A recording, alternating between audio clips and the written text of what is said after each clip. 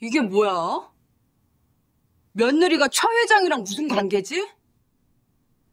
최 회장님을 뵈러 왔습니다. 무슨 일이시죠? 미선아, 미안하다. 우리 아들에게 돌아와주면 안 되겠니? 가지 마. 내가 다 고칠게. 못 살아.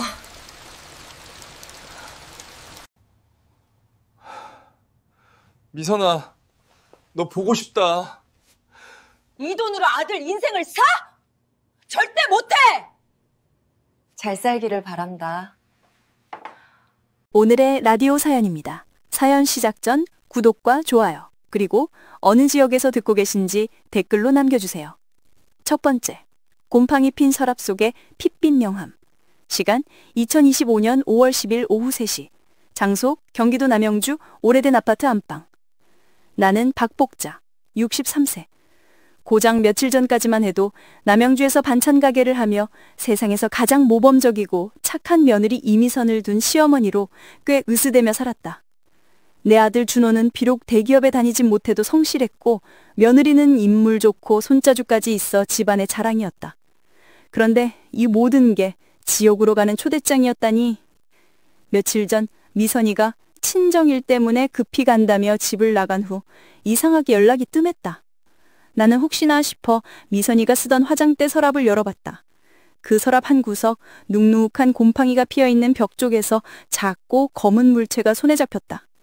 나는 그게 뭐 그리 대단한 것이겠나 싶어 대수롭지 않게 폈다가 심장을 멎는 줄 알았다. C그룹 회장 최태호라고 금박으로 찍힌 명함. 그리고 그 밑에는 손글씨로 적힌 메모가 있었다. 0075, 내일 5시, 1억짜리 시계. 내 머릿속은 수많은 드라마의 막장 장면들로 뒤엉켰다. 아니 설마 우리 미선이가? 그 착하고 싹짝한 애가? 60대의 늙은 시어머니가 감당하기엔 너무나 무서운 현실이 눈앞에 펼쳐졌다.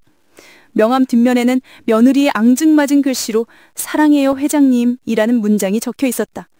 나는 그 자리에서 숨을 쉴 수 없었다. 내 평생의 자랑이었던 며느리가 돈 많은 늙은 남자에게 몸을 팔고 있었다는 치욕이 온몸을 휘감았다. 손은 떨리고 눈앞이 새빨갛게 물들었다. 마치 수십 년간 쌓아올린 내 삶의 모든 가치가 한순간에 무너져 내리는 기분이었다. 만식 씨는 마침 안방 문 앞에서 인기척을 느끼고 들어섰다가 명함을 움켜쥐고 서 있는 나를 발견했다. 복자 씨, 왜 그래? 안색이? 당신은 내가 이래도 태평해? 보라고! 이게 뭐야? 이게 뭔 줄 알아? 나는 그 명함과 메모를 만식 씨 얼굴에 집어 던졌다. 만식 씨는 주저앉아 명함을 주었고 내용을 읽자마자 그의 굵은 얼굴 근육이 이그러지기 시작했다. 믿고 싶지 않은 현실 앞에서 그는 헛웃음을 쳤다. 설마 미선이가? 에이 복자씨, 이건 분명 무슨 오해일 거야. 드라마에서나 나오는 일이라고. 드라마? 지금 우리 집이 드라마야. 막장 드라마라고. 나는 만식 씨의 멱살을 잡고 흔들었다. 내가 이 며느리한테 뭘 잘못했어? 아들 하나밖에 없는 시어미가 친딸처럼 맡기고 생활비 대주고 전셋돈 보태주는데 내 노후자금까지 털어가면서 그 능린이한테 갔단 말이야? 그 순간 내 머릿속에는 며느리가 그동안 우리에게 했던 모든 말과 행동이 주마등처럼 스쳐 지나가면서 나는 세상에서 가장 비참한 시어머니가 되었다. 분노, 배신감, 그리고 내 아들에 대한 죄책감이 뒤섞여 나를 집어삼켰다. 나는 이제 더 이상 참을 수 없었다. 이혼이고 뭐고 당장 그 며느리는 끌고 와서 이 집 바닥에 무릎 꿇리고 모든 걸 자백하게 만들고 싶었다. 두 번째, 이혼 통보와 며느리의 비웃음. 시간 2025년 5월 10일 오후 8시. 경기도 남양주시 외곽 한석한 카페. 나는 만식 씨와 함께 미선이에게 당장 집으로 들어오라고 닥달했고 미선이는 집 근처의 한적한 카페로 나오겠다고 했다. 우리는 이 상황을 아들 준호에게 알리지 않기로 했다. 이혼하더라도 아들은 이 치욕을 몰라야 했다. 우리는 카페 가장 구석진 테이블에 앉아 미선이를 기다렸다. 곧 미선이가 들어섰다. 그녀는 평소에 수수한 차림이 아닌 누가 봐도 비싸 보이는 짙은 남색 원피스를 입고 있었다. 얼굴은 창백했지만 눈빛에는 묘한 결연함과 경멸이 서려 있었다. 어머니, 아버님, 왜 보자고 하셨어요? 바쁘신 거 알잖아요. 미선이가 앉자마자 차갑게 말했다. 만식 씨는 테이블 아래에서 내 손을 꽉 잡았다. 나는 떨리는 목소리로 명함을 테이블 위에 올려놓았다.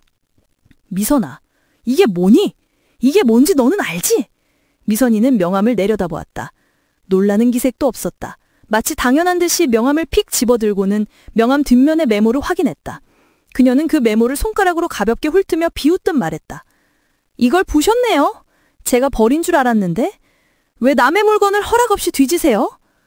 그녀의 말투는 우리의 며느리가 아니었다. 순식간에 복자 씨의 얼굴이 폭발하듯 일그러졌다. 너 지금 말 다 했니? 이년이 시부모 앞에서 불륜을 시인하고 뻔뻔하게 나오는 거야?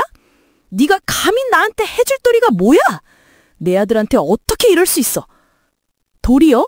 어머니가 저한테 가르치신 그 도리 때문에 제가 7년을 참고 살았어요.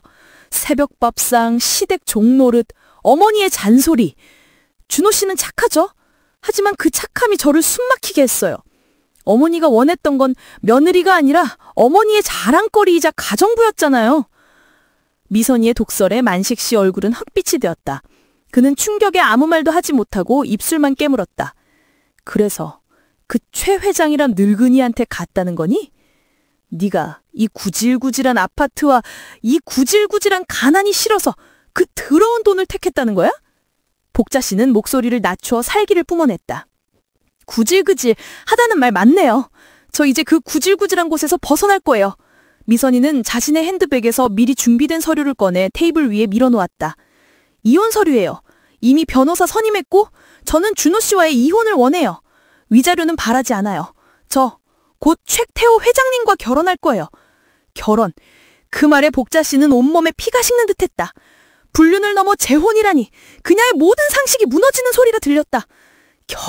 결혼이라니. 넌 미쳤어. 내가 가만히 있을 줄 아니? 내가 이 사실을 온 동네방네 알리고 네가 지금 누리는 모든 걸 박살내줄 거야. 내 아들의 인생 너 혼자 망칠 수 없어. 미선이는 복자 씨의 분노에 오히려 차분하게 대꾸했다. 그러세요. 하지만 제 변호사가 이미 준비 끝냈어요. 어머니가 어떤 소문을 내든 어떤 소송을 걸든 저는 이미 그 모든 것을 감당하고도 남을 돈과 배경을 가졌어요. 준호 씨가 원한다면 위자료는 드리겠지만 저는 깨끗하게 떠날 거예요. 저는 이미 당신들의 며느리가 아니에요. 미선이는 자리에서 일어났다. 우리는 그녀의 눈빛에서 승리자의 오만함과 맹정한 결별을 동시에 읽었다. 그녀는 그 자리에 앉아있던 우리의 모든 존재를 부정했다. 그 순간 나는 이 상황을 우리 힘으로 막을 수 없다는 절망적인 현실에 직면했다. 일만자 지점 후킹, 며느리의 냉정한 이혼 전환과 재벌과의 결혼 선언. 세 번째, 핏빛 절망의 밤. 2025년 5월 10일 밤 11시. 경기도 남양주시 오래된 아파트 거실. 미선이가 떠난 후 복자 씨와 만식 씨는 집으로 돌아왔지만 집은 더 이상 안식처가 아니었다. 며느리가 남긴 이혼 서류가 식탁 위에 놓여 있었다. 낡은 아파트의 형광등 불빛 아래 서류는 너무나도 깨끗하고 잔인했다. 어떻게 이럴 수가 있어? 내가 쟤한테 뭐 하나라도 부족하게 해준 게 있었나? 만식 씨는 소파에 털썩 주저앉아 넋이 나간 듯 중얼거렸다. 그의 눈가에는 이미 물기가 가득했다. 평생 성실하게 살아온 그에게 이 배신은 삶의 근간을 뒤흔드는 충격이었다. 그의 눈에는 며느리에 대한 분노보다는 자신들의 무능력 때문에 아들이 비참해졌다는 죄책감이 더 컸다. 복자 씨는 감정을 쏟아내고 난 후 오히려 차분해졌다. 그녀의 눈빛은 복수를 다짐하듯 차갑게 빛났다. 울지 마요, 여보. 울면 쟤들만 좋아해. 이혼은 해줄 거야. 하지만 내 아들 인생값은 받아야겠어. 그 최 회장이란 인간 돈으로 해결하려 했지? 그럼 우리도 돈으로 끝장을 봐야지. 내가 평생 시장 바닥에서 잔뼈가 굵었어. 호락호락 당해주지 않아. 복자 씨는 주먹을 꽉 쥐었다. 그때 현관문이 덜컹거리는 소리가 났다. 아들 준호가 술에 취해 비틀거리며 들어섰다. 아빠, 엄마, 저 왔어요. 준호의 목소리는 이미 술에 잠겨 있었다. 복자 씨와 만식 씨는 서로 눈빛을 주고받았다. 아직 준호에게는 이 사실을 말하면 안 되었다. 준호야, 왜 이렇게 술을 마셨니? 얼른 씻고 자라. 복자 씨가 황급히 이혼 서류를 몸으로 거리며 말했다. 하지만 준호는 식탁 쪽으로 비틀거리며 걸어왔고 복자 씨가 가리려 했던 이혼 서류를 보고 말았다. 이거 뭐예요? 준호가 굳은 표정으로 물었다. 복자 씨는 차마 거짓말을 할 수 없었다. 만식 씨는 고개를 숙였다. 준호야, 그게 미선이가 이혼하자고 했니? 준호의 눈빛은 순식간에 술이 깼는지 섬뜩할 정도로 맑아졌다. 복자 씨는 결국 눈물을 흘리며 고개를 끄덕였다. 그 더러운 년이 돈 많은 늙은이랑 바람이 났어. 그래서 너랑 이혼하고 그 늙은이랑 결혼한다고. 그 순간 아파트 전체가 준호의 절규로 뒤흔들렸다. 바람이라니 말도 안 돼. 우리 미선이가? 어머니, 거짓말이죠? 미선이는 그럴 리 없어요. 제가 나를 얼마나 사랑했는데. 준호는 이성적으로 그 사실을 받아들일 수 없었다. 그는 자신의 모든 세계가 붕괴되는 것을 온몸으로 경험했다. 준호는 소파에 놓여있던 며느리의 작은 손가방을 집어들고 밖으로 뛰쳐나갔다. 복자 씨와 만식 씨가 그를 잡으려 했지만 준호는 이미 통제 불능 상태였다. 그는 아내를 찾아가 진실을 확인하고 싶었다. 복자 씨는 현관에 주저앉아 아들의 이름을 부르며 통곡했다. 가장 아끼는 아들의 절망을 눈앞에서 봐야 하는 시어머니의 고통은 배신감보다 더 깊었다. 네 번째, 아들의 가출과 절규. 시간 2025년 5월 11일 새벽 2시. 장소 서울 강남구 최태호 회장의 고급 오피스텔 앞.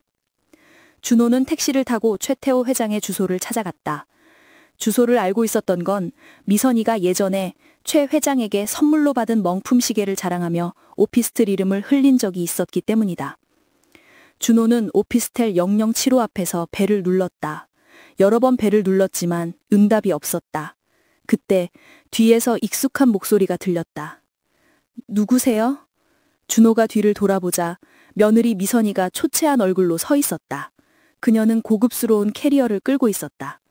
그녀는 준호를 보자마자 얼굴이 하얗게 질렸다. 준호 씨, 당신이 어떻게 여기에? 미선아, 제발 말해줘. 어머니가 잘못한 거지? 이혼 서류, 이 명함 다 거짓말이라고 말해줘. 준호는 절주하듯 소리쳤지만 미선이의 눈빛은 이미 남편을 잃은 지 오래였다. 준호 씨, 미안해요. 하지만 어머니 말이 맞아요. 저 최 회장님과 함께 살 거예요. 당신은 저에게 좋은 남편이었지만 저는 숨 막혀 죽을 것 같았어요. 당신의 가난, 어머니의 간섭, 이 모든 것에서 벗어나고 싶었어요. 저는 이미 당신의 아내가 아니에요. 미선이의 마지막 말은 준호의 심장을 찢어놓았다. 그는 그녀를 붙잡고 오열했다. 왜? 내가 뭘 잘못했는데? 나 너 하나 믿고 살았는데. 제발 돌아와줘. 너 없으면 나 못 살아. 미선이는 준호의 손을 뿌리쳤다. 그녀의 눈가에도 눈물이 고였지만 그녀는 냉정했다. 당신 왜 이렇게 구질구질해요? 당신은 나를 사랑했지만 당신은 나에게 자유를 줄 수 없었어요. 이쯤에서 깔끔하게 끝내요. 당신 어머니가 위자료 달라고 하면 줄게요. 하지만 저한테 매달리지 마세요. 미선이는 그렇게 캐리어를 끌고 오피스텔 안으로 들어가 버렸다. 준호는 그 차가운 복도에 주저앉아 자신의 모든 것이 무너지는 것을 느꼈다. 그는 아내의 마지막 말이 구질구질하다는 비난이었음을 깨달았다. 사랑하던 아내에게서조차 버림받고 경멸당한 그는 자신에게 남은 것이 아무것도 없다고 생각했다. 집으로 돌아온 준호는 텅 빈 거실에서 부모님께 짧은 쪽지 하나만 남겼다. 잠시 떠납니다. 찾지 마세요. 혼자 생각할 시간이 필요해요. 미선이는 저와 상관없는 사람이에요. 미안합니다. 그리고는 자신이 쓰던 낡은 캐리어 하나만 챙겨 다시 집을 나섰다. 복자 씨와 만식 씨가 아침에 발견한 것은 텅 빈 아들방과 식탁에 놓인 서늘한 쪽지뿐이었다. 두 사람이 며느리의 배신을 감당하기도 전에 아들마저 집을 나선 것이다. 복자 씨는 그 자리에서 까무러칠 듯 주저앉았다. 이만자지점 후킹, 아들의 굴욕적인 가출과 찾지 마세요라는 절망적인 쪽지. 5번째, 돈가방을 들고 나선 노파의 전쟁. 시간 2025년 5월 14일 오전 10시. 장소 서울 강남구 최태호 회장 회사 로비. 아들 준호마저 집을 나선 다음 날 아침 경기도 남양주 아파트에는 짙은 패배의 그림자가 드리워 있었다. 김만식 씨는 새벽부터 밥을 구문 채 거실에 앉아 어제 준호가 놓고 간 낡은 캐리어만 만지작거렸다. 박복자 씨는 달랐다. 그녀는 밤새 잠을 설쳤지만 그 모든 수치심과 분노를 돈으로 해결해야 한다는 결심으로 단단하게 무장했다. 그녀는 시장 바닥에서 잔뼈가 굵은 사람답게 이 상황을 피해자 코스프레로 끝날 생각이 없었다. 그녀의 목표는 오직 하나. 최태호 회장에게서 최대한 많은 돈을 뜯어내 아들의 망가진 인생값을 보상받는 것이었다. 여보, 당신은 여기서 준호 전화 기다리고 있어. 난 오늘 당장 그 최 회장이란 인간 면상 보러 갈 거야. 복자 씨는 만식 씨 등지에 숨겨져 있던 보라색 비단 상자와 그 안에 들어있던 현금을 챙겼다. 그녀가 그 돈을 미끼 삼아 그 늙은 재벌 앞에 던져줄 생각이었다. 복자 씨, 제발 그러지 마. 그렇게 억지로 돈 뜯어내는 건 우리가 할 짓이 아니야. 준호한테 더 상처만 될 수 있어.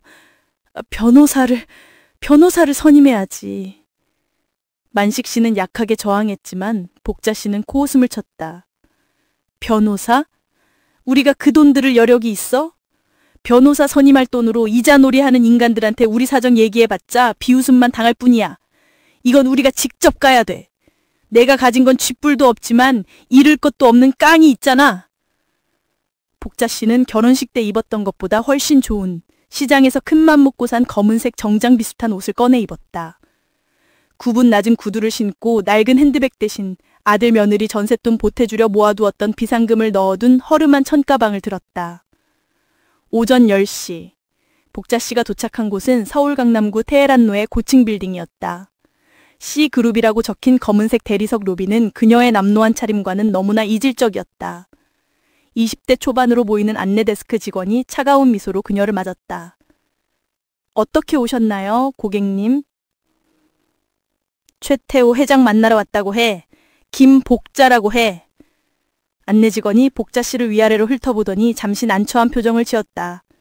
몇 번의 전화 연결 끝에 중년의 비서가 내려왔다. 그는 고급스러운 슈트 차림에 모든 감정을 감춘 완벽한 표정이었다. 사모님, 회장님께서 현재 중요한 미팅 중이십니다. 용무가 무엇인지 말씀해 주시면 전달해 드리겠습니다. 복자 씨는 비서에게 대뜸 허름한 천가방을 들이밀었다. 나는 사모님 같은 소리 들을 위인이 못 돼. 이 안에 뭐가 들었는지 알기나 해?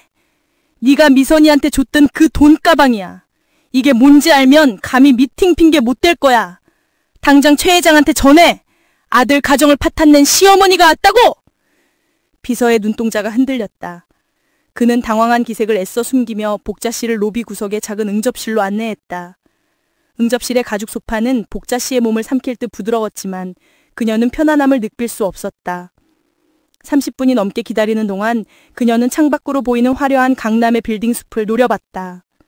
저 모든 부가 내 아들의 행복을 짓밟는 데 사용되었다고 생각하니 피가 거꾸로 솟았다. 결국 비서가 다시 돌아와 말했다. 사모님, 회장님께서 15층 접견실로 모시라고 하셨습니다. 올라가시죠. 복자 씨는 마침내 전쟁터에 발을 들이는 병사처럼 결연한 표정으로 비서를 따라와 섰다. 15층 엘리베이터 문이 열리자 그녀의 심장은 60년 만에 가장 빠르고 격렬하게 뛰기 시작했다. 6번째, 최 회장과의 섬뜩한 독대. 시간 2025년 5월 14일 오후 1시. 장소 서울 강남구 최태호 회장 회사 15층 접견실.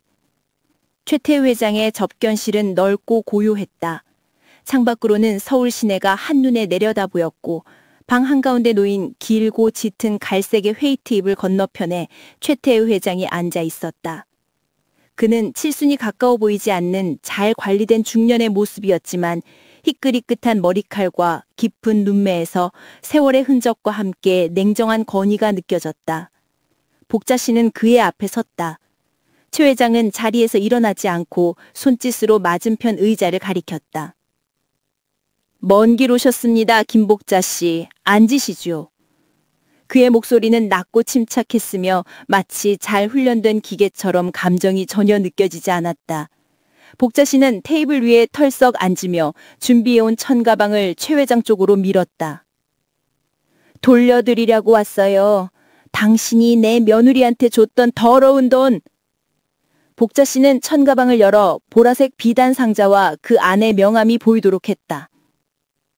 나는 당신한테 돈 구걸하러 온 거 아니여. 내 아들 가정을 짓밟은 죗값을 받으러 왔지. 우리 준호 인생 당신이 망쳤어. 이혼? 좋아, 미선이가 그렇게 원한다면 해줘야지.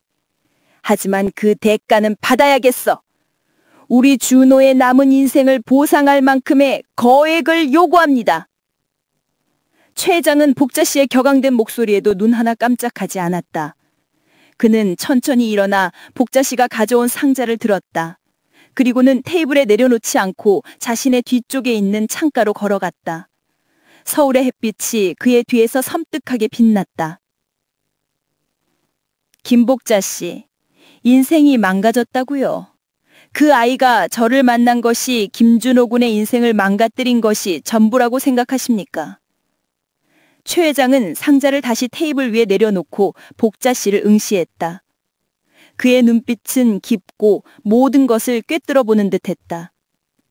미선이는 저를 만나기 전에도 이미 불행했습니다. 당신 아들은 착했을지 모르나 그녀에게 숨막히는 현실이었습니다.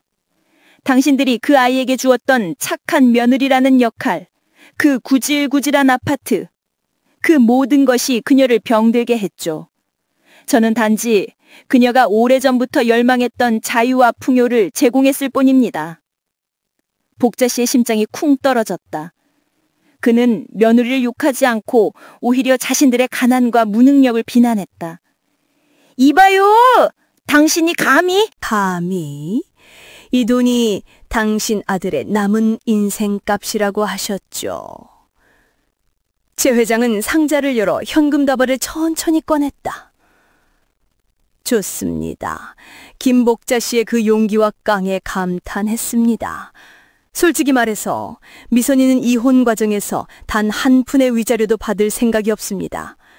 모든 것은 그녀가 저에게 요구한 새로운 시작의 자유입니다. 하지만 저는 김준호 군에게 충분한 보상을 해줄 의향이 있습니다. 최 회장은 비서에게 손짓했고 비서는 미리 준비된 두꺼운 서류 봉투를 복자 씨 앞에 내려놓았다. 이것은 법무팀에서 작성한 합의서입니다. 김준호 군이 미선이와의 이혼에 순순히 합의하고 위자료 명목으로 현금 15억 원을 받게 됩니다. 물론 저희 회사와 저에 대한 비밀 유지 조건이 포함되어 있습니다. 조용히 마무리하면 김준호 군은 이 돈으로 새로운 인생을 시작할 수 있습니다. 15억. 복자 씨의 눈이 서류 봉투에 고정되었다. 평생 반찬 가게를 하며 만져보지 못한 돈이었다. 아들의 망가진 인생을 보상하기에는 부족하지 않은, 아니 넘치도록 큰 돈이었다. 그녀의 손이 저절로 봉투를 향해 뻗어졌다. 이제 제가 역으로 하나 제안하겠습니다. 제 회장의 목소리가 다시 한번 그녀의 귀를 때렸다. 김복자 씨와 김만식 씨가 현재 거주하시는 남양주 아파트요.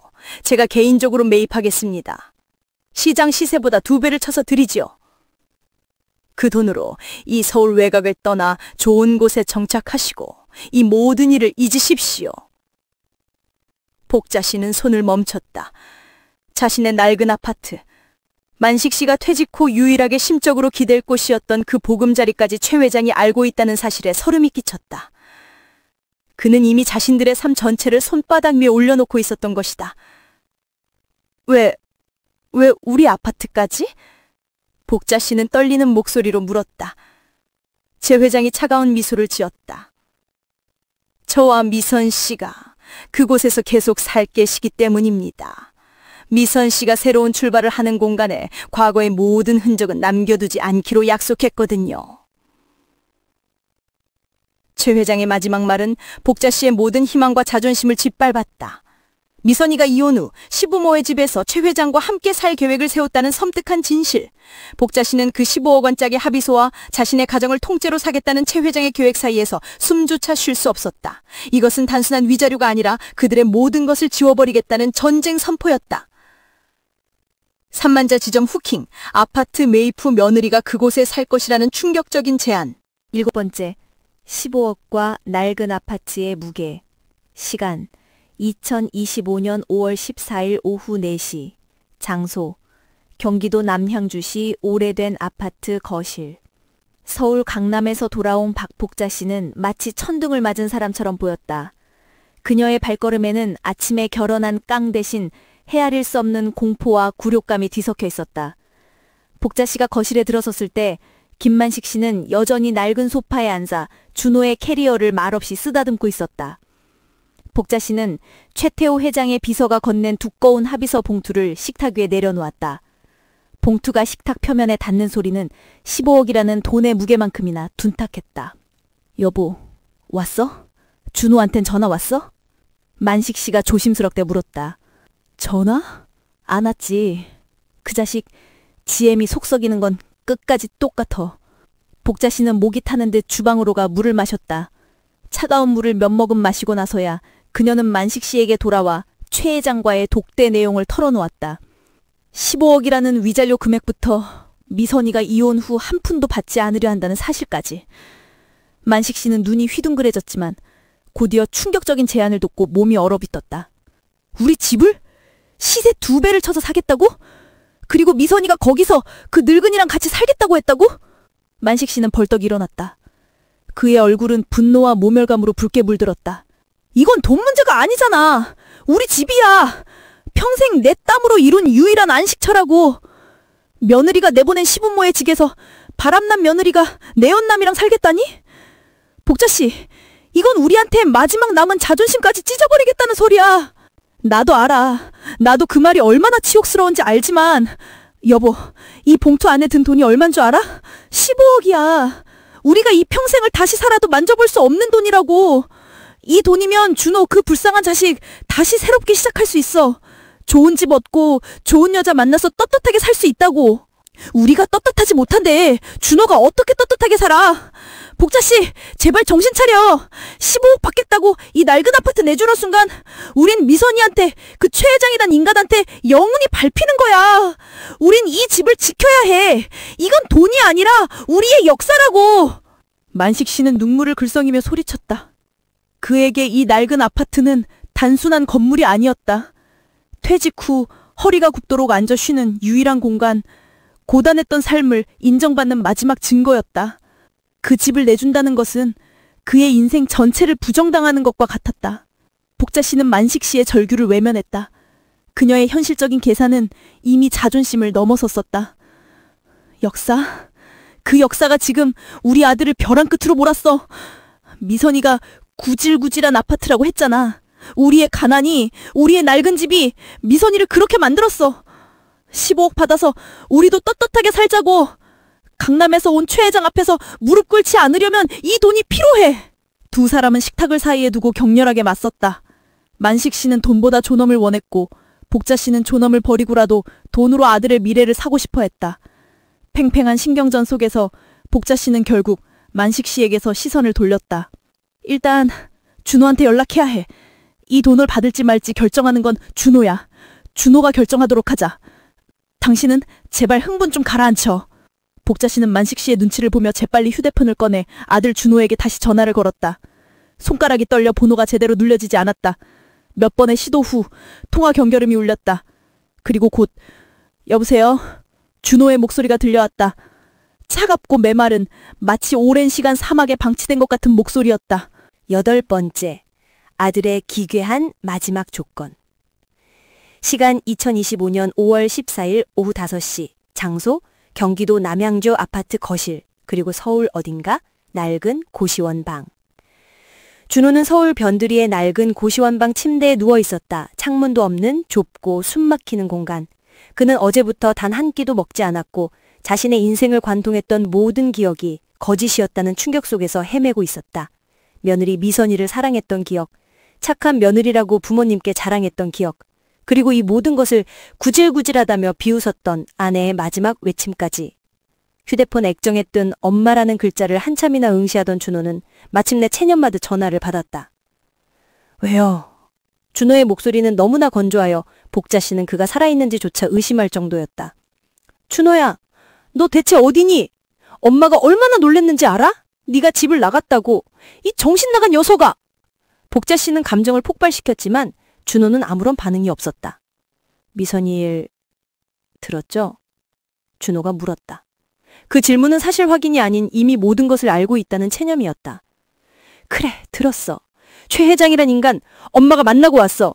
네 아내랑 바람난 그 더러운 늙은이. 그런데 준호야, 그 사람이 우리한테 15억을 준대. 네 위자료로. 너 이 돈이면 새롭게 시작할 수 있어. 이혼 합의해주렴. 복자 씨는 숨죽인 채 아들의 반응을 기다렸다. 만식 씨도 숨을 멈추고 복자 씨의 휴대폰에 귀를 기울였다. 이 거액이 아들의 상처를 덮어줄 수 있을까 하는 간절한 기대가 있었다. 오랜 침묵 끝에 준호가 입을 열었다. 그의 목소리는 여전히 차분했지만 그 침착함 속에 깊은 병적인 절망이 깔려 있었다. 15억이요? 좋아요. 받으세요. 정말이니? 준호야! 아, 고맙다. 네가 이해해줘서. 복자 씨는 울컥했지만 준호는 말을 잘랐다. 대신 제가 한 가지 조건 걸게요. 어머니, 이 조건 안 들어주면 저 합의 안 합니다. 그리고 그 15억도 안 받을 거예요. 복자 씨와 만식 씨는 서로를 마주봤다. 아들의 목소리에서 느껴지는 낯선 기운에 두 사람은 공포에 질렸다. 뭔데? 말해봐. 준호야, 엄마가 뭐든 해줄게. 간단해요. 최 회장한테 전해줘요. 15억은 받겠어요. 하지만 미선이한테 다시 우리 집으로 돌아오라고 전해줘요. 뭐? 준호야? 무슨 소리야? 너 그 여자랑 다시 살겠다는 거니? 정신 차려. 아니요. 단 하루만요. 미선이가 이혼 서류에 도장 찍기 전에 그 아파트에서 단 하루만 저와 함께 살다가 나가라고 전해줘요. 잠만 자면 돼요. 그리고 다음날 아침 이혼 서류 가지고 깨끗하게 나가라고. 복자 씨는 휴대폰을 놓칠 뻔했다. 만식 씨는 눈이 휘둥그레져 복자 씨를 바라갔다. 아들의 요구는 상식을 벗어난 섬뜩하고 기괴한 요구였다.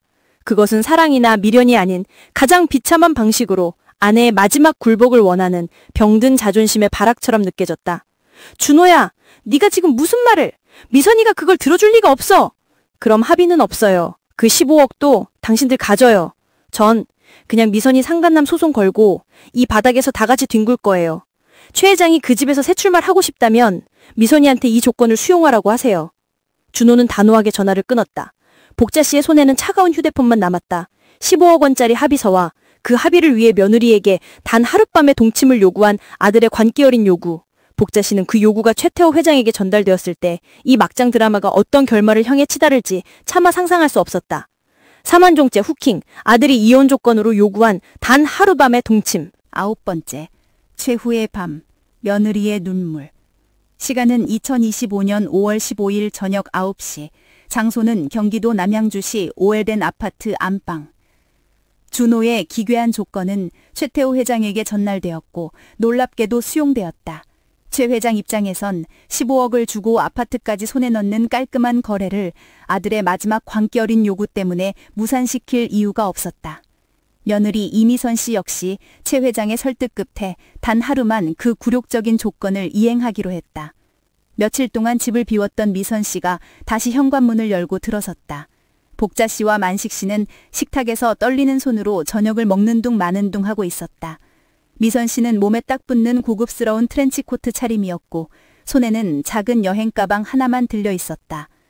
집안의 공기는 마치 곧 터질 듯한 화약고 같았다.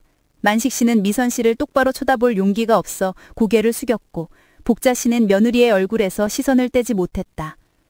들어왔니? 복자 씨가 마른 목소리로 말했다. 네. 미선 씨는 대답했지만 눈빛에는 이미 복자 씨를 향한 적대감 대신 깊은 체념만이 있었다. 미선 씨는 곧장 안방으로 들어섰다. 복자 씨는 며느리의 뒤를 따랐다. 저 너한테 묻고 싶은 말이 있어. 복자 씨가 문을 닫고 조용히 말했다. 물어보세요. 어차피 오늘이 마지막이잖아요. 미선 씨는 코트도 벗지 않은 채 침대 끝에 걸터 앉았다. 너 정말 우리 집이 그렇게 싫었니?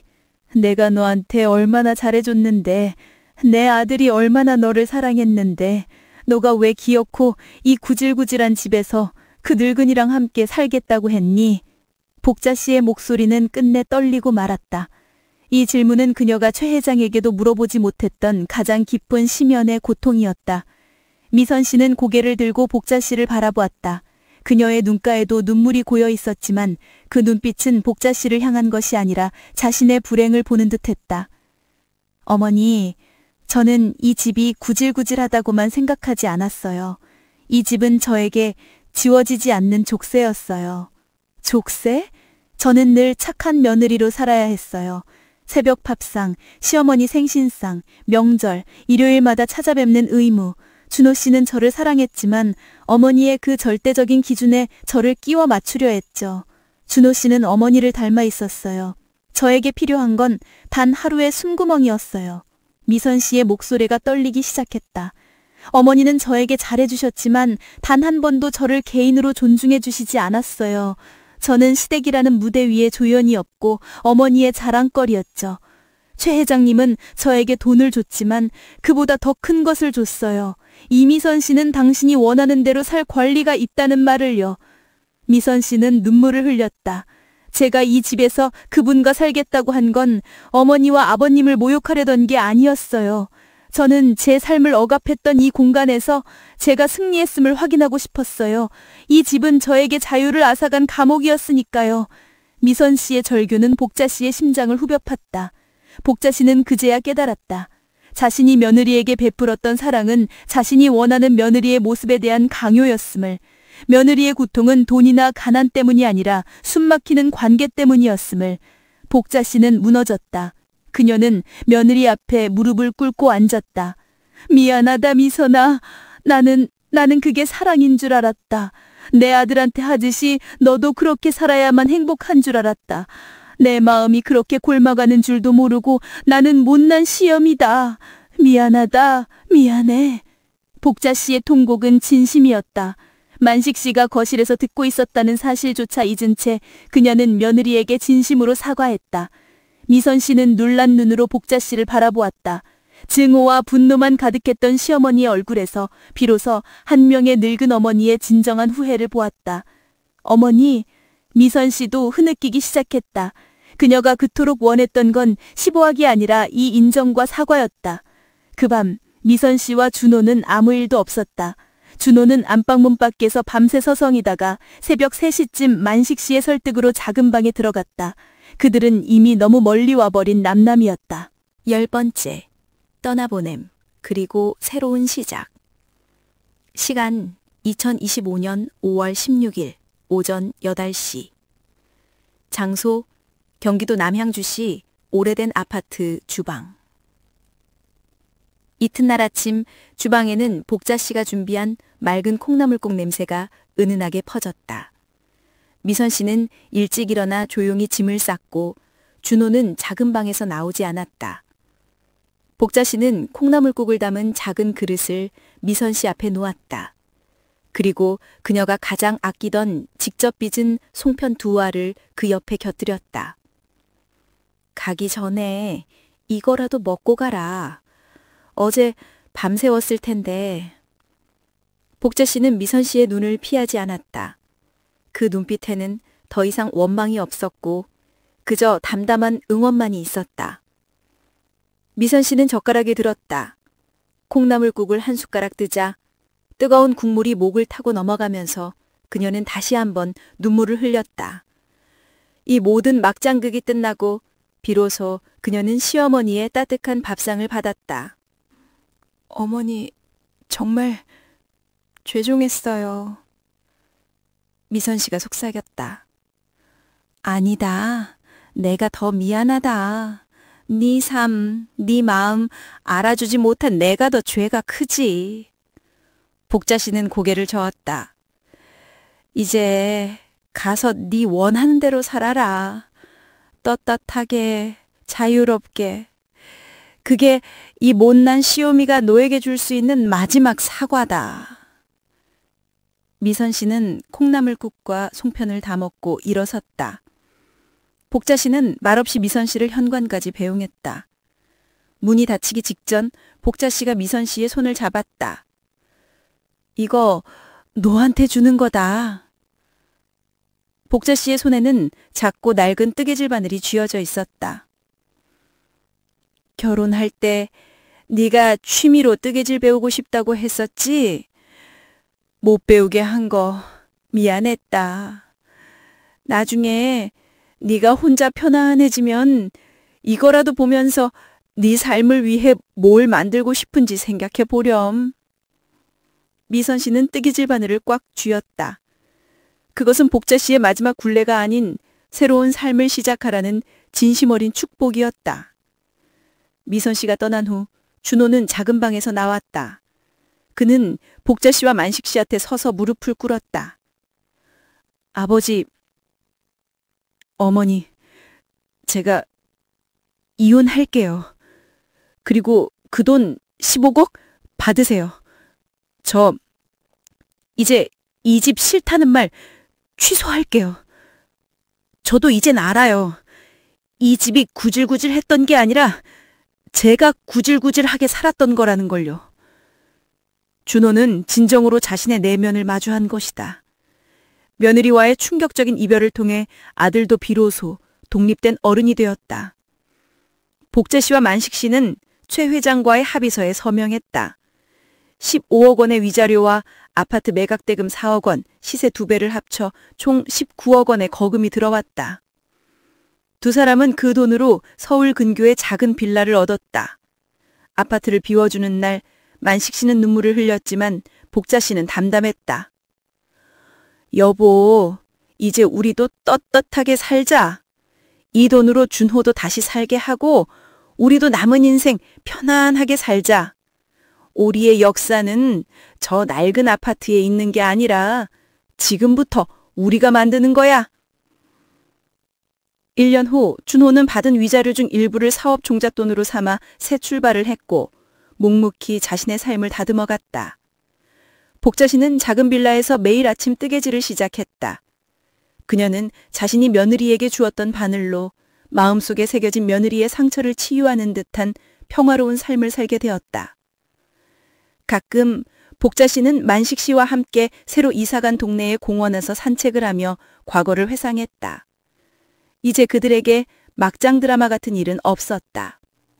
하지만 그 극심한 고통이 있었기에 그들은 비로소 진정한 가족의 의미와 서로의 상처를 보듬는 법을 배울 수 있었다. 그들의 60대 인생은 파국을 넘어 늦은 깨달음과 화해로 훈훈하게 다시 피어났다. 안녕하세요. 오늘 저희가 함께 살펴볼 이야기는요. 라디오에 도착한 사연인데 제목부터가 좀 강렬합니다. 15억 위자료와 며느리의 하룻밤.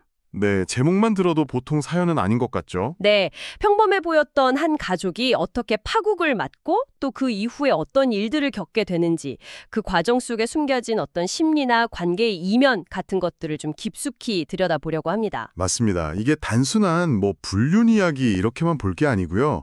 가족 안에서 소통이 얼마나 부재했는지 또 경제적인 문제나 각자의 어떤 욕망들이 어떻게 부딪히면서 파괴적인 결과를 만들어내는지 그런 걸 아주 생생하게 보여주는 사연이에요. 그렇죠. 각 인물들의 감정 변화나 선택들 이걸 따라가는 게 흥미로울 것 같습니다. 네, 한번 시작해 보시죠. 이야기는 경기도 남양주에 사시는 63세 박복자 씨 시점에서 시작됩니다.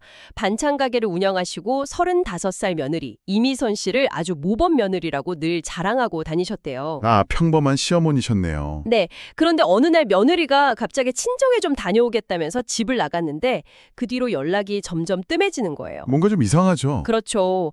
불안한 마음에 복자 씨가 며느리 화장대 서랍을 한번 열어봤다고 합니다. 근데 그 서랍 안쪽 약간 곰팡이가 핀 구석에서요. 네.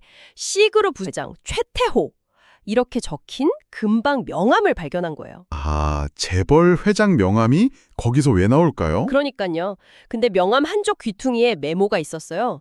0075 내일 5시 1억짜리 시계. 0075 시간 시계. 너무 구체적인데요? 더 결정적인 건 명함 뒷면에 며느리 글씨로 사랑해요 회장님이라고 적혀 있었다는 겁니다. 와, 이건 빼도 박도 못하는 증거네요. 그렇죠. 복자 씨한테는 단순한 의심 이걸 넘어서 거의 확신을 주는 순간이었을 거예요. 그럼요. 금방 명함에 구체적인 약속 내용, 고가의 선물 언급, 거기에 애정 표현까지. 이건 뭐? 평생 쌓아온 며느리에 대한 신뢰, 또 시어머니로서의 자부심 같은 게 그냥 한순간에 다 무너져 내리는 거죠. 네. 특히 이전에 뭐 노후 자금까지 털어서 전셋돈 보태줬다. 이런 이야기도 있는 걸 보면 배신감이 정말 엄청났을 겁니다. 내가 이렇게까지 잘해줬는데 어떻게? 이런 마음이었겠죠. 맞아요.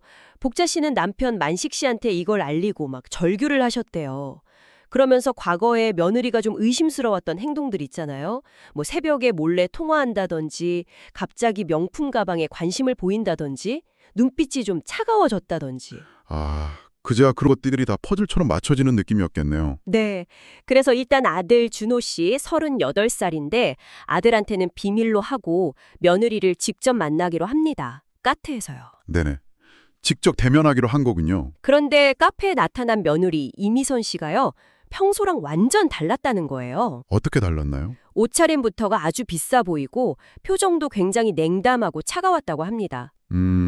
뭔가 마음의 준비를 하고 나온 느낌인데요. 그런 것 같죠? 복자 씨가 떨리는 손으로 그 명함을 탁 내밀었는데 미선 씨가 놀라기는커녕 약간 비웃듯이 이렇게 말했다는 거예요. 뭐라고요? 어머님, 왜 남의 물건을 허락도 없이 뒤지세요? 라면서요. 와, 적반하장인데요. 그러면서 심지어 불륜 사실을 그냥 순순히 인정해버려요. 그리고는 지난 7년간 시집살이가 너무 숨막혔다고 토로합니다. 아, 오히려 자기 힘들었던 걸 이야기하는군요. 네. 어머니가 원했던 건 며느리가 아니라 그냥 어머니 자랑거리 아니면 뭐 가정부 그런 거였잖아요. 이렇게요. 와, 이건 진짜 시어머니 가슴에 비수를 꽂는 말이네요. 그쵸. 미선 씨의 이런 반응은 보통 예상하는 뭐 죄책감이나 변명 이런 거랑은 거리가 멀어요. 네. 오히려 굉장히 공격적이죠. 이건 뭐랄까? 오랫동안 쌓인 불만이나 고통이 터져나온 것 같기도 하고 아니면 아예 관계를 끝내기로 작정한 사람의 태도 같기도 하고요. 맞아요. 구질구질한 아파트, 구질구질한 가난 이런 표현까지 썼다고 하니까 시댁 환경에 대한 어떤 경멸감 같은 것도 느껴지고요. 네. 거기서 벗어나고 싶다는 욕망이 아주 강하게 드러나는 거죠. 그리고 더 충격적인 건 미선 씨가 미리 준비해온 이혼 서류를 내밀었다는 겁니다. 이혼 서류까지요? 네. 위자료는 필요 없고 최태호 회장이랑 결혼할 거다 이렇게 선언을 해요. 복자 씨가 막 분노해서 다 폭로해버리겠다고 하니까 이미 변호사 선임했고 돈과 배경으로 맞설 준비 다 됐다고 아주 차갑게 응수했답니다. 와, 완전 판이 뒤집혔네요. 그러면서 마지막으로 저는 이미 당신들의 며느리가 아니에요. 이렇게 말했다고 해요. 와, 상황이 진짜 심각하게 돌아가네요. 그렇죠. 집에 돌아왔는데 이번엔 아들 준호 씨가 술에 취해서 들어온 거예요. 그리고 테이블 위에 놓인 이혼 서류를 발견합니다. 아, 결국 아들도 알게 되는군요. 네. 어머니한테 아내의 외도 사실, 그리고 재벌 회장이랑 재혼할 거라는 계획까지 다 듣게 된 거죠. 준호 씨는 뭐 엄청난 충격과 배신감에 빠져서 절규했다고 합니다. 우리 미선이가요, 어머니 거짓말이죠, 아니죠? 이러면서요. 믿을 수가 없었댔죠. 자기 아내가 그럴 리 없다고 생각했을 테니까요. 그래서 준호 씨가 바로 아내를 찾아 나섭니다. 그 명함에 적힌 오피스텔 주소 007호로 달려간 거죠. 네, 직접 확인하러 간 거네요. 그런데 거기서 만난 미선 씨는 아주 냉정하게 모든 사실을 인정하면서 이별을 고했다고 해요. 뭐 당신은 나한테 좋은 남편이었지만 나는 이 집에서 숨 막혀 죽을 것 같았어. 이런 식으로요. 아, 그래도 미련은 없었나 보네요. 그러면서 준호 씨가 가슴에 진짜 비수를 꽂는 한마디를 던집니다. 또 무슨 말을 했을까요? 당신 왜 이렇게 구질구질해? 와, 아내한테 그런 말까지 들으면 이건 뭐. 그쵸. 이건 그냥 배신을 넘어서 존재 자체를 부정당하는 느낌이었을 거예요. 자존감이 완전히 박살났겠죠. 상상하기 어렵네요. 그 심리적 충격이 얼마나 컸을지. 결국 준호 씨는 잠시 떠납니다. 찾지 마세요. 이런 짧은 쪽지 하나만 남기고 집을 나가버립니다. 아, 가출까지. 네. 그러니까 복자 씨 부부는 며느리에 이어서 아들까지 동시에 잃어버린 진짜 최악의 상황에 놓인 거죠. 정말 막막했겠네요. 근데 아들이 떠나니까 복자 씨가 슬픔에만 잠겨있진 않았어요. 오히려 다른 방향으로 에너지가 폭발합니다. 다른 방향이요? 바로 복수심이죠. 변호사 필요 없다. 내가 직접 최태호 회장 찾아가서 내 아들 망가진 인생값을 받아내겠다. 이렇게 결심하신 거예요. 와, 대단하신데요? 보통은 그렇게 못할 텐데. 약간 시장에서 잔뼈가 굵으셔서 그런지 그 특유의 깡 같은 게 있으셨나 봐요. 예전에 며느리한테 줬던 돈 있잖아요. 그걸 담았던 보라색 비단 상자. 그걸 들고 C그룹 본사로 그냥 찾아갑니다. 직접이요? 대단하시네요. 우여곡절 끝에 최태호 회장을 만나긴 만났어요. 그 돈 상자를 돌려주면서 아주 당당하게 보상을 요구했죠. 내 아들 인생 망친값 내놓으라고. 최 회장 반응은 어땠나요? 근데 최 회장이 눈 하나 깜짝 안 하고 오히려 더 냉담하게 나왔다는 거예요. 뭐라고 했는데요? 미선 씨가 불행했던 건 당신들, 그러니까 복자 씨 부부의 그 숨막히는 현실이랑 구질구질한 아파트 때문이었다. 나는 단지 미선 씨가 원했던 자유와 풍요를 줬을 뿐이다. 이런 식으로요. 와, 이거 완전 책임을 전가하는 거잖아요. 그렇죠. 굉장히 교묘한 화법이죠. 네, 며느리의 불륜 책임을 자신한테서 완전히 떼어내고 오히려 복자 씨 부부 탓으로 돌리는 거잖아요. 그러면서 자신은 약간 구원자처럼 포장하고요. 맞아요. 복자 씨가 가진 어떤 도덕적인 명분 같은 걸 약화시키려는 고도의 심리전인 거죠. 상황의 프레임을 불륜에서 탈출이나 구원으로 바꿔치기려는 시도네요. 그러면서 최 회장이 정말 놀라운 제안을 합니다. 어떤 제안이었을까요? 아들 준호 씨 위자료 명목으로 현금 15억 원을 주겠다. 15억이요? 와, 액수가 엄청나네요. 네, 근데 조건이 있어요. 조용히 이혼에 합의하고 이 일을 절대 외부에 발설하지 말라는 거죠. 입막음용이군요. 근데 이게 끝이 아니었어요. 여기서 더 충격적인 제안이 나옵니다. 또 뭐가 있었나요? 15억보다 더한 게 있다고요? 바로 복자 씨 부부가 지금 살고 있는 그 남영주 아파트 있잖아요. 거기를 시세의 2배 가격으로 사겠다는 거예요. 네. 갑자기 아파트는 왜요? 이유가 더 기가 막혀요. 이혼하고 나서 자기랑 미선 씨가 그 집에 들어와 살겠다는 겁니다. 네. 그 집에? 그 두 사람이요? 네, 그 집에서 과거의 흔적을 다 지우고 새 출발을 할 계획이니까 집을 팔라는 거죠. 시세 2배로 쳐줄 테니. 와, 이건 진짜 너무 잔인한데요. 그렇죠. 돈으로 그냥 집만 사는 게 아니라 그 집에 얽힌 기억, 자존심까지 다 짓밟아버리겠다는 거잖아요. 맞아요.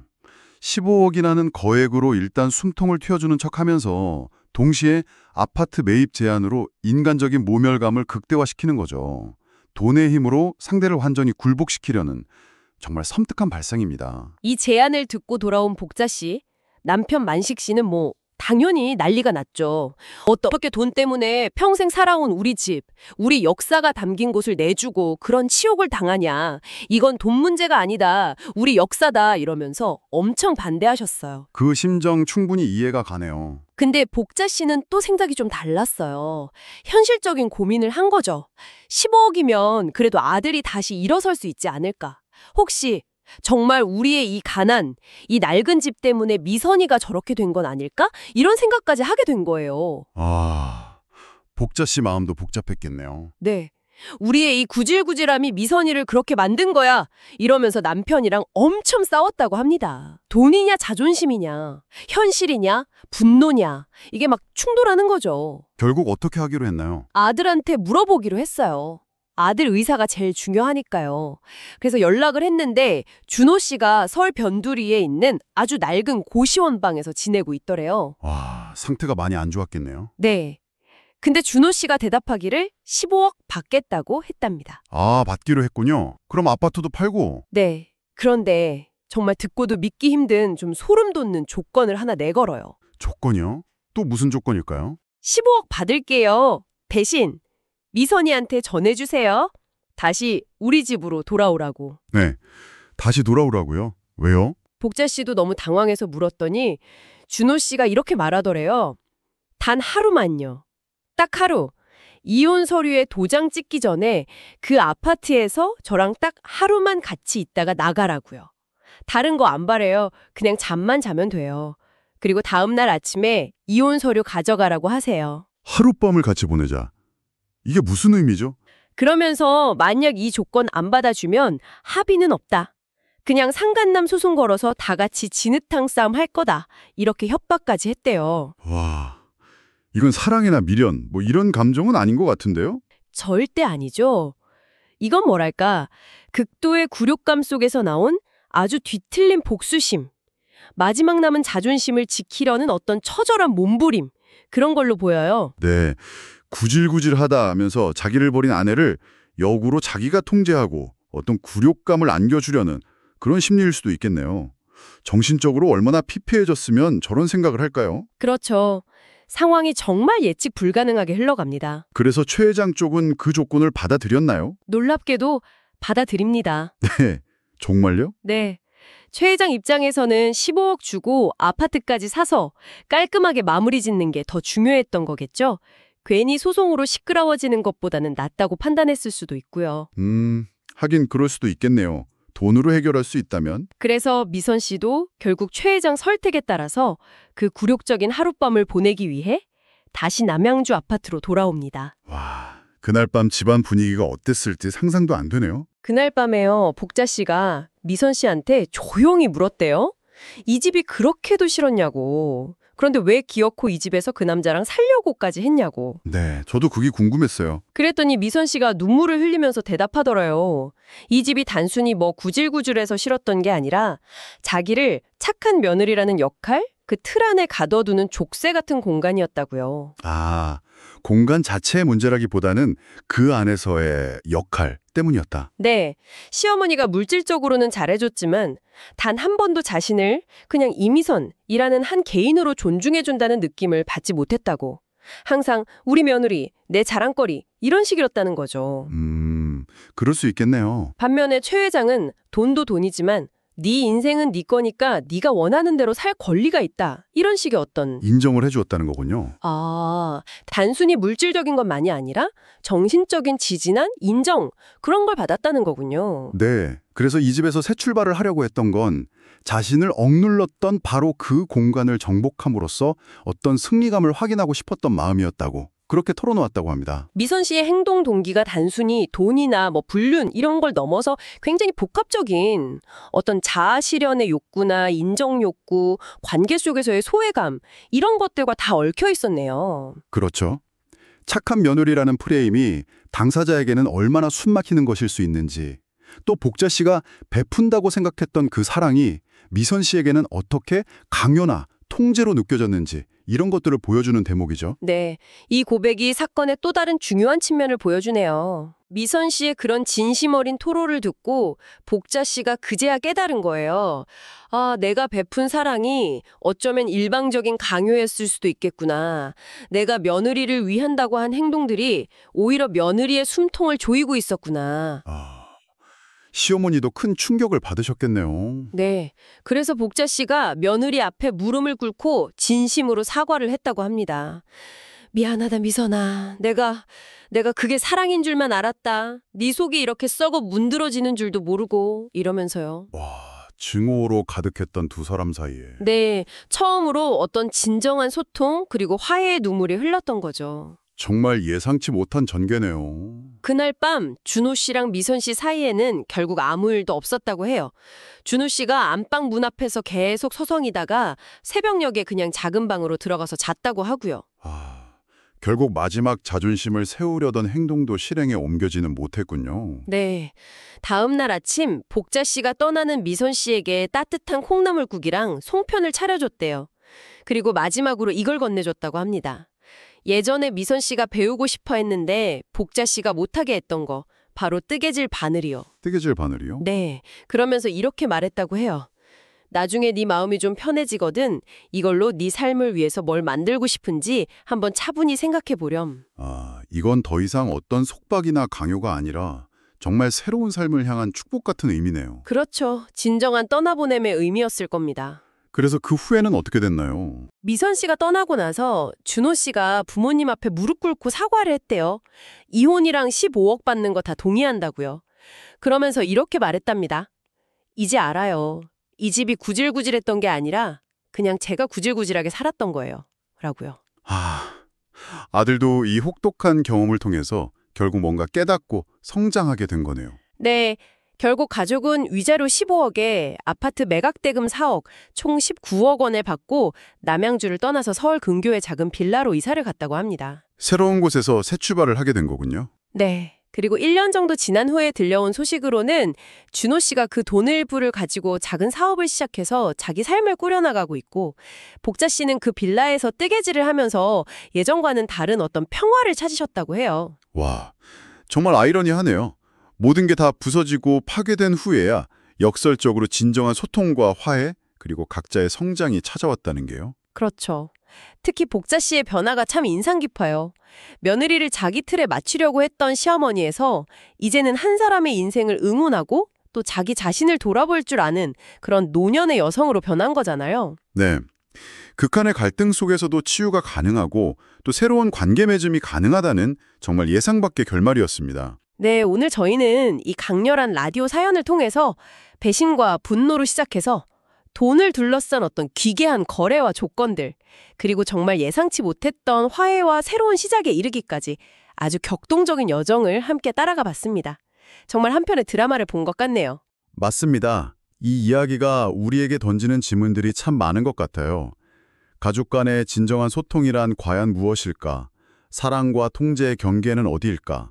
돈의 가치와 인간의 존엄성 사이에서 우리는 어떤 선택을 해야 할까? 뭐 이런 것들이요. 네, 그리고 극한 상황에 처했을 때 드러나는 인간 본성의 다양한 모습들, 참 생각해 볼 거리가 많죠. 그렇죠. 마지막으로 이걸 듣고 계신 당신께 이런 질문을 한번 던져보고 싶습니다. 복자 씨의 마지막 사과, 과연 진심이었을까요? 만약에 최 회장의 그 거액의 돈, 15억이라는 제한이 없었다면 과연 복자 씨는 며느리 앞에서 그렇게 무릎 꿇고 사과할 수 있었을까요? 그럴 수도 있고 아닐 수도 있겠죠. 돈이라는 현실적인 문제가 분명 영향을 미쳤을 테니까요. 또 하나는 며느리 미선 씨의 불행이요. 그게 정말 시댁의 그 구질구질함, 환경 탓이었을까요? 아니면 그보다는 더 복잡한 미선 씨 개인의 어떤 선택과 욕망의 문제였을까요? 글쎄요. 그것도 어느 한쪽으로만 단정하기는 어렵겠죠. 모든 게 다 복합적으로 작용했을 테니까요. 네, 정답은 없겠지만 한 번쯤 곱씹어 볼 만한 질문인 것 같습니다. 오늘 저희가 준비한 이야기는 여기까지입니다.